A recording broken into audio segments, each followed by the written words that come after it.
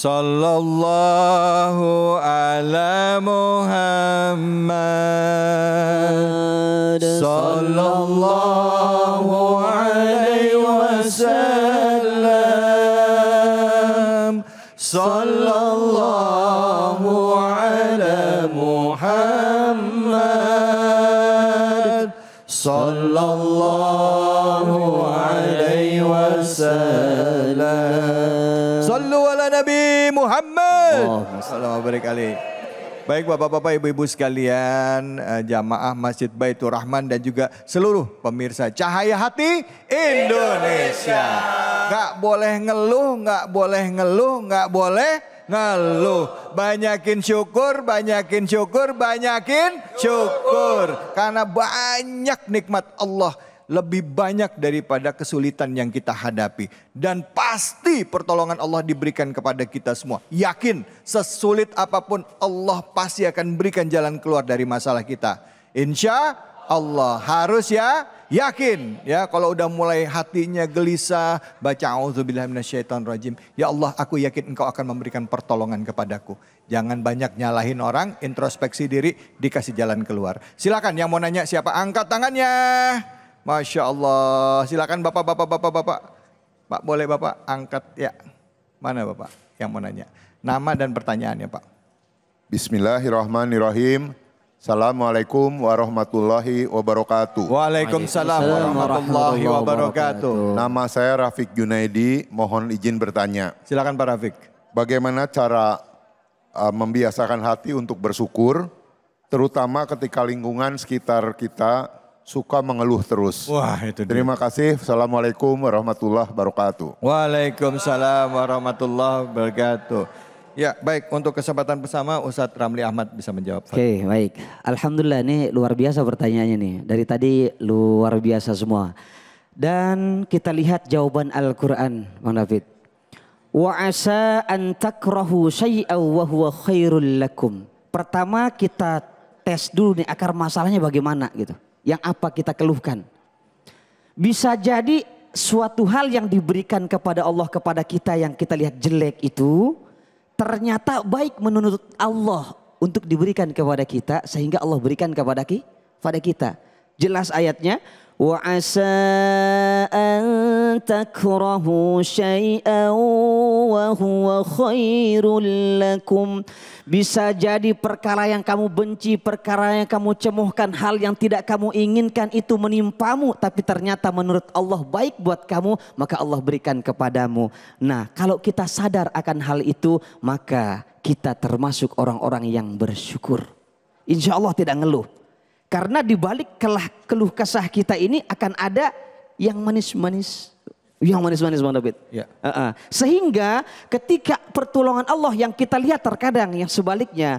Wa asa an tuhibbu syai'aw wa huwa syarrul lakum. Sebaliknya bisa jadi hal yang kamu lihat enak banget. Kelihatannya teman-teman ini luar biasa nih punya mobil baru. Jadi peringkatnya lebih tinggi dari kita. Ternyata tidak baik menurut Allah buat kita. Maka Allah tidak berikan kepada kita. Jangan keluh kesahkan yang itu. Sementara sekarang sekitar kita ini mengeluh mulu. Maka ingat bahwa manusia yang diciptakan oleh Allah fi ahsani taqwim. Tapi dilengkapi oleh iman. Kalau berdasarkan dengan iman yang sudah melihat masalah itu. Yakinlah bahwa sesungguhnya kelak di hadapan Allah Subhanahu wa taala kita mampu menghadapi itu tanpa masalah apa-apa karena iman yang berkata. Baik, Masya Allah. Ustadz kalau lingkungannya toksik gimana Ustadz? Ini kan ngomong lingkungan ya. Lingkungannya itu toksik tuh bahasa anak zaman sekarang nih. Lingkungannya ini nggak kondusif, negatif banget, ngeluh mulu. Kitanya kan boleh nggak kita tinggalin lingkungan itu Ustadz? Oke. Ya, artinya kita menjauh dari mereka untuk menjaga hati kita supaya nggak ikutan ngeluh. Karena kan kadang-kadang suka ke bawah-bawah Ustadz. Gimana Ustadz? Oke. Jawaban baginda Rasulullah, sunnah kita hijrah. Dari satu tempat yang tidak baik, bukan tidak baik, yang kurang baik Bang David. Yang kurang baik ke tempat yang lebih baik. Contoh, tadi Bapak di tempat ini sholat dikatakan sok alim. Zakat atau sedekah dikatakan sok rajin, sok Sok-sok. Begitu. Nah, pindah ke tempat yang lain yang lebih mendukung. Ternyata bapak lebih dibutuhkan, ibu lebih dihargai. Maka silahkan carilah di mana tempat bapak ibu lebih dihargai.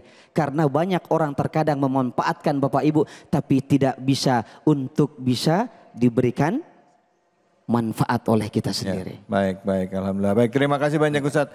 Jadi Pak siapa Rafiq ya? Iya. Ya, Pak Rafiq ya. Jadi tadi bapaknya tetap istiqomah dengan selalu bersyukur, tapi bisa jadi saya ingat ada sebuah pepatah pada saat kita masuki satu tempat, di mana tempat itu kelam, ya, seperti nggak ada cahaya. Anda mesti lihat ke diri Anda, jangan-jangan Andalah cahaya buat lingkungan. Masya Allah. Wallahu a'lam bishawab. Nggak tahu, wallahu a'lam bishawab. Keren. Silakan angkat tangan yang mau bertanya lagi, Bapak silakan. Assalamualaikum warahmatullahi wabarakatuh. Waalaikumsalam warahmatullahi wabarakatuh. Perkenalkan, nama saya Dede Rujhan, ya, jamaah Masjid Baitur Rahman. Izin bertanya Pak Ustadz, bagaimana mengatasi anak yang sering mengeluh, kemudian malas-malasan belajar dan lain sebagainya? Apakah harus dibawa ke psikologi anak atau lain sebagainya? Ya. Terima kasih. Assalamualaikum warahmatullahi wabarakatuh. Waalaikumsalam. Bapak namanya siapa? Waalaikumsalam. Nama Bapak? Dede Rujhan. Pak? Dede Rujhan. Pak Deden. Dede. Oh Dede. Ya. Pak Dede. Oke, terima kasih Pak Dede. Silakan Ustadz Abdul Ghaffi, fadhal. Iya, bismillahirrahmanirrahim. Ini pertanyaan Pak Dede masih berkaitan tadi sebenarnya dengan Pak Rafiq. Bahwa yang namanya anak muda atau anak-anak biasanya dia akan mengikuti apa yang dia lihat, apa yang ia kagumi. Betul? Maka salah satunya adalah berikanlah tauladan kepada anak terlebih dahulu daripada orang tua.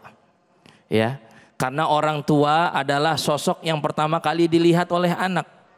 Kita juga sebagai ustadz, sebagai kiai, misalkan berat Pak ujiannya, jangan sangka ujian kita nggak berat, berat banget sebenarnya. Godaan ini, godaan itu, ya, godaan ini dan itu dan lain sebagainya. Tapi kita berusaha untuk menjadi tauladan dalam hal, ya, kebaikan dan juga menjauhkan maksiat kepada Allah Subhanahu wa Ta'ala. Dengan begitu, apalagi dengan melihat sosok ayah yang tak pernah mengeluh, terpatri di dalam dirinya bahwa oh iya, saya akan menjadi seperti sosok ayah saya yang walaupun saya tahu di belakangnya ditusuk daripada banyak sekali beban, banyak sekali pedang, tombak yang tertusuk di belakang di sini, tapi beliau tidak pernah mengeluh. Tak kala aku minta jajan kepada beliau, beliau selalu bilang, nanti nak, insya Allah papa kasih. Padahal ayah tersebut belum memiliki uang. Tak pernah mengatakan bahwa nanti papa lagi nggak ada uang, nanti kamu harus sadar diri, kamu orang miskin, kamu orang fakir. Enggak. Tapi menjadikan keluh kesah itu seorang ayah bukan kepada anaknya, bukan kepada yang lain, tapi kepada Allah Subhanahu wa Ta'ala. Artinya tidak pernah orang tua memperlihatkan kesulitan kepada anak, sehingga contoh itu bisa dilihat oleh anak dan anak pun akan mengikuti daripada perbuatan orang tuanya. Yang kedua, sekolahkan dengan sekolah yang baik, yang minimal ada agama. Karena pada zaman sekarang agama itu adalah salah satu ujung tombak benteng utama anak-anak. Kalau anak-anak kita Pak, misalkan sekolah pulang, misalkan berangkat jam 7 pulang jam 10, hanya belajar umum saja, tapi agamanya tidak ada, maka masukkanlah ke dalam nilai-nilai agama. Dengan begitu akan menjadi benteng untuk anak kita. Sehingga anak kita insya Allah menjadi anak yang soleh dan solehah. Dan jangan lupa ajarkan juga sholat. Nabi itu idza hazabahul amr sholat. Kalau Nabi itu lagi ada perkara yang berat, beliau nggak curhat kemana-mana, beliau sholat. Karena di dalam sholat ngajarin sabar. Di dalam fikih diajarkan ada namanya sakatatus sholah. Apa itu? Diam pada saat sholat. Ada namanya tumak ninah, nggak buru-buru. Ini kadang-kadang ada, giliran arisan buru-buru udah telat sholatnya, cepat banget, udah kayak gagak lagi melatuk. Ada yang begitu di sini? Ada. Mulu bacanya 5 waktu sholat, bacanya kulhu sama ina atoina. Kalau enggak wal asri. Biar apa? Biar cepet Pak Ustadz. Giliran karaokean aja lama. Iya. Sholat kagak, sedekah kagak, jaga kemaluan kagak. Itu ada dalam Al-Quran surah Al-Ma'arij dan lain sebagainya. Jaga hak-hak yang lain enggak kagak. Ngeluhnya banyak. Pengen masuk mintanya surga. banyak. Datang ke keluarga, aduh saya banyak banget nih masalah, pusing, pala pusing, di PHK begini-begini, udah saya nggak kuat dah dalam hidup.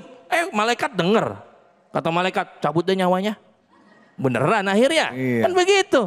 Iya, makanya itu sholat saja menjadi pelajaran buat kita untuk sabar. Jangan sampai kita buru-buru, jangan sampai kita lalai dalam sholat, agar kita disiplin menjaga waktu sehingga kita mampu menyalurkan keluh kesah kita kepada Allah Subhanahu wa taala. Sekarang saya tanya, kalau kita lagi pusing, kita datangnya ke keramaian apa ke tempat yang syahdu?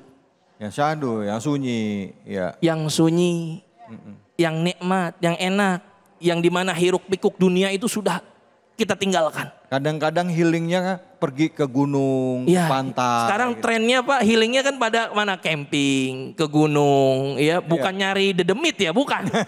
Ya, tapi ini kita dalam rangka tadabbur alam sehingga kita menenangkan pikiran kita, ya, kita mampu untuk apa? Untuk muhasabah diri, berkaca diri, ya. Boleh nggak kita bawa anak ke psikolog? Boleh.